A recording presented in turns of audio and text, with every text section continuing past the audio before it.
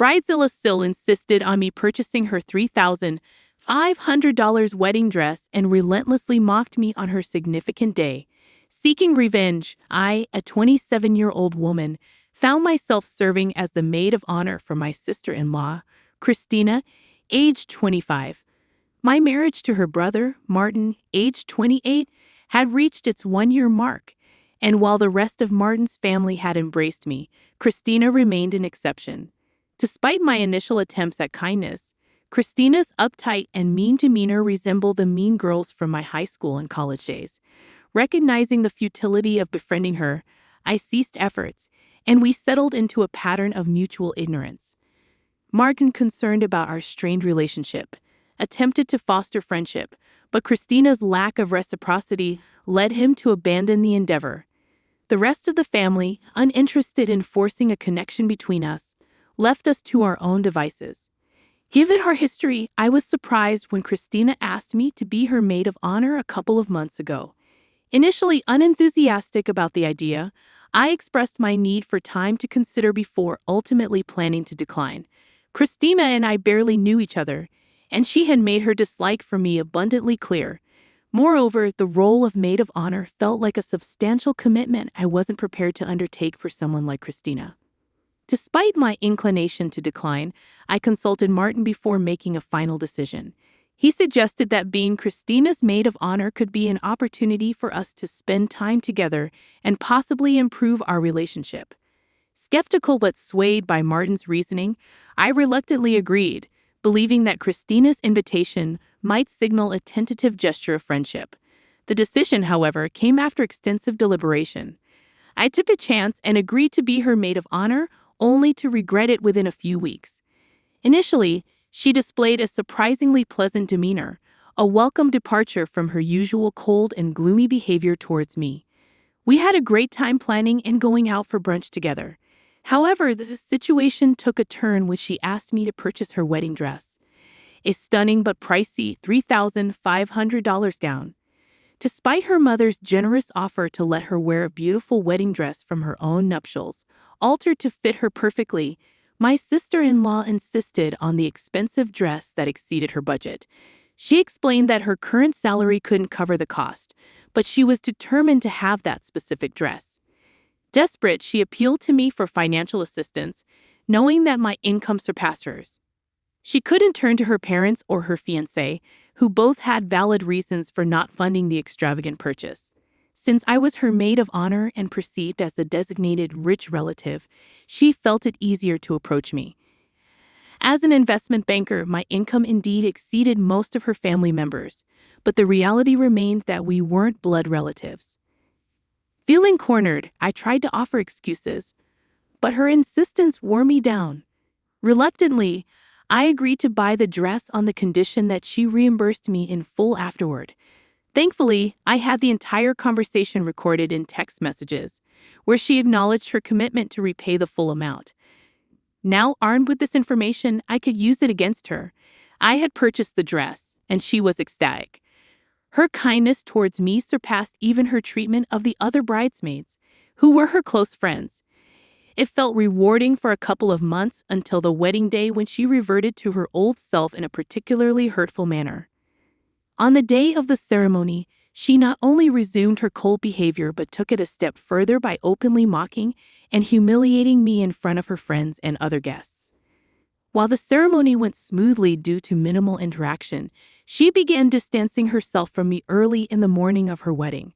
During the event, she reluctantly included me in socializing, but used the opportunity to make mean-spirited jokes at my expense, making both the guests and me uncomfortable.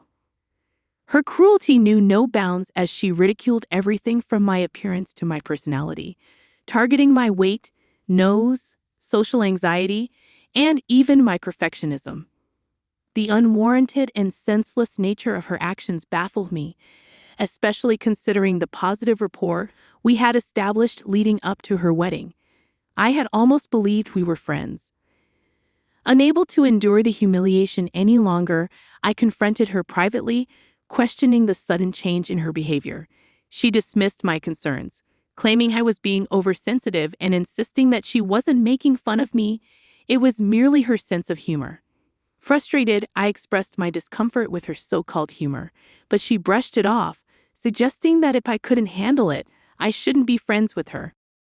Left standing in shock at her callousness, I eventually lost my temper and did something perhaps ill-advised.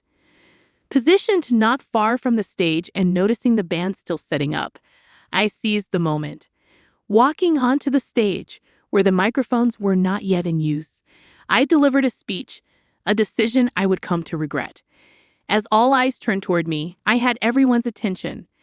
I began my impromptu speech by recounting how Christina had asked me to be her maid of honor a couple of months ago.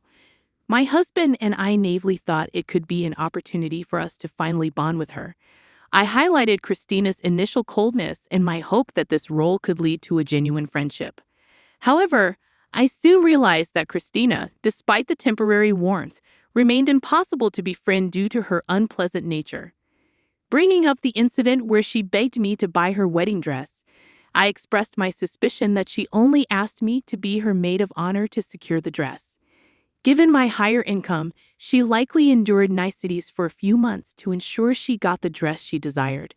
As I spoke, I noticed the power to the microphone had been cut, prompting me to shout my speech.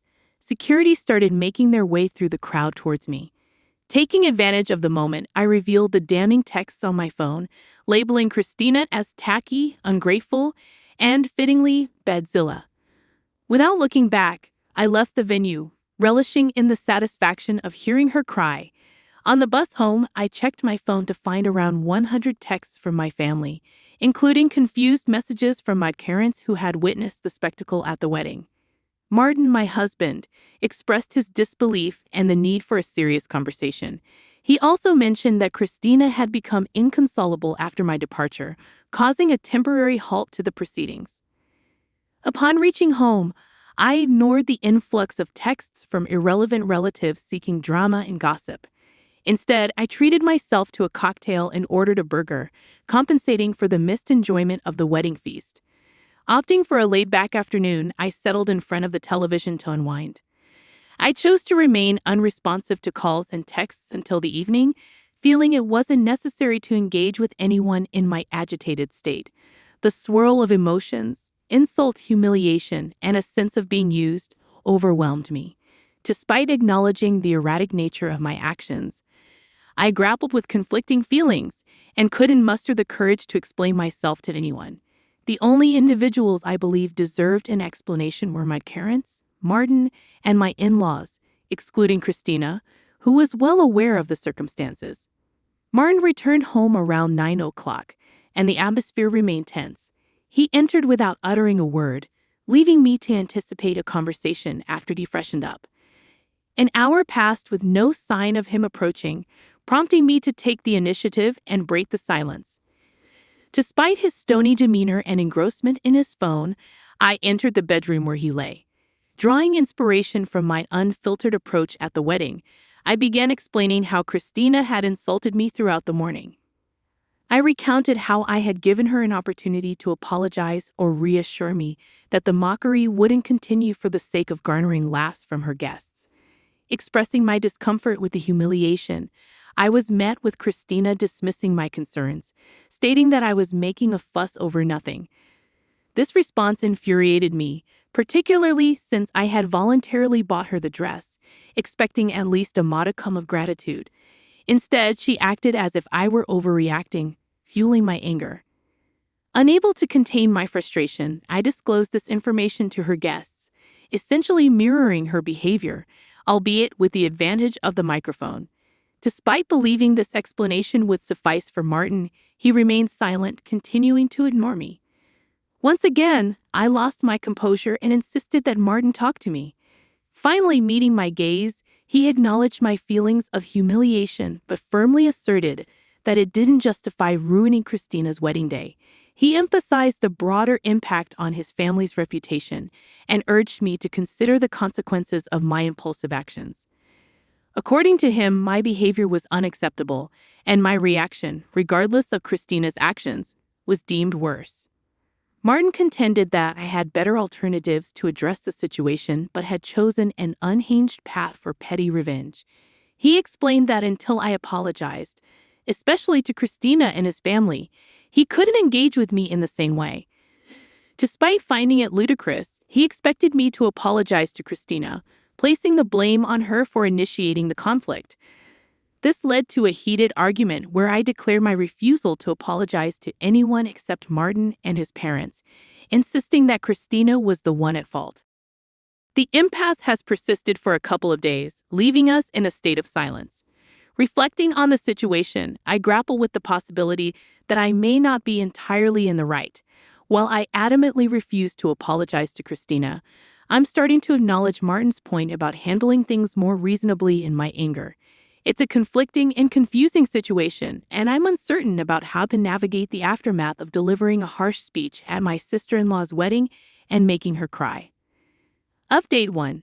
Some of you have inquired about whether Christina reached out to me post the wedding debacle. To clarify, no, she hasn't, and neither have my in-laws. I want to make it clear that I don't understand why Christina dislikes me. Contrary to popular belief, we hadn't met before I started dating Martin, so there's no history that could explain her intense dislike. I'd like to emphasize that I wish nobody judges Martin and my in-laws solely based on this incident. They are genuinely wonderful people who have always treated me well. Despite the current rough patch, they've been loving, especially Martin, who is standing up for his family. I haven't decided whether his actions are right or wrong, but he's not being cruel or harsh. This disagreement won't break us, so please refrain from suggesting divorce. Thank you. Update 2. It's been a challenging week since the wedding. Martin and I didn't speak for the entire week, but today I decided it was time to address the situation. Acknowledging my mistake, I apologized to Martin during dinner for my behavior at the wedding, recognizing the significance of the family event I disrupted. I expressed my intention to talk to his parents and make amends, understanding they didn't deserve the fallout. However, I reiterated that I wouldn't apologize to Christina due to her unpleasant demeanor. Martin was silent for a moment but reassured me that I didn't need to apologize to her. He was just upset the other day. He acknowledged the unfairness in his previous stance, expressing it with a sense of exhaustion. Martin opened up about the challenging time he had faced, dealing with backlash from almost everyone in the family. Despite being the person he wanted to confide in, I wasn't available, making it a miserable week for him too. He shared that his parents were furious with me, cautioning against an immediate apology to them due to their current anger. He vented his frustration about uncles, aunts, and other relatives who, for no apparent reason, had been commenting on me derogatorily in the family group text. Martin revealed he had distanced himself from the group, but his parents continued to send those hurtful texts, emphasizing the family's negative sentiment towards me. Surprisingly, he'd advised me against apologizing to Christina, recognizing that her actions had provoked my response.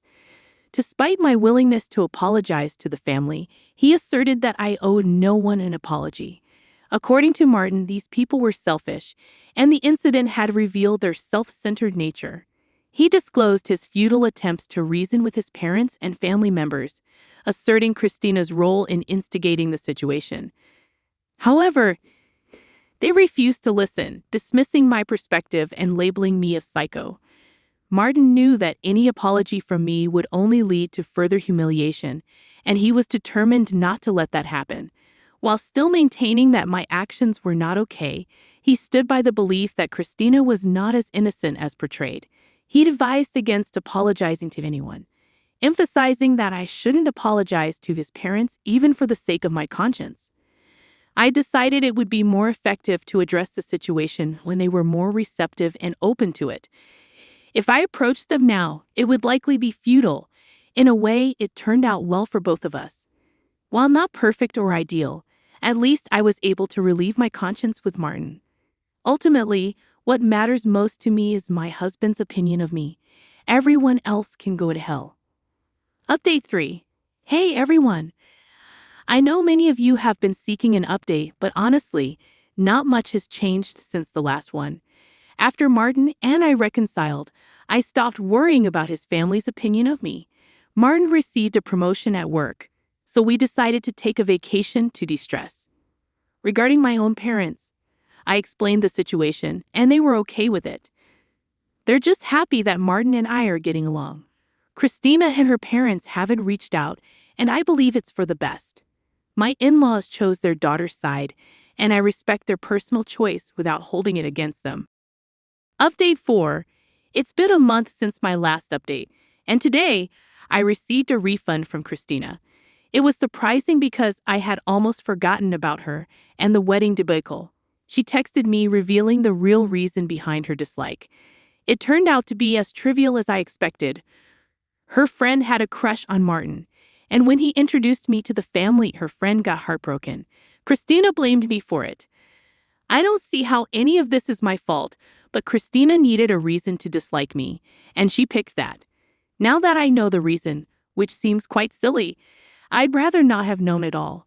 I shared this revelation with Martin, who mentioned he always had a hunch, but never saw her friend as anything more than his little sister's best friend. Even if I hadn't been in the picture, they wouldn't have gotten together. Anyway, it's over now, and I don't have to talk to Christina ever again.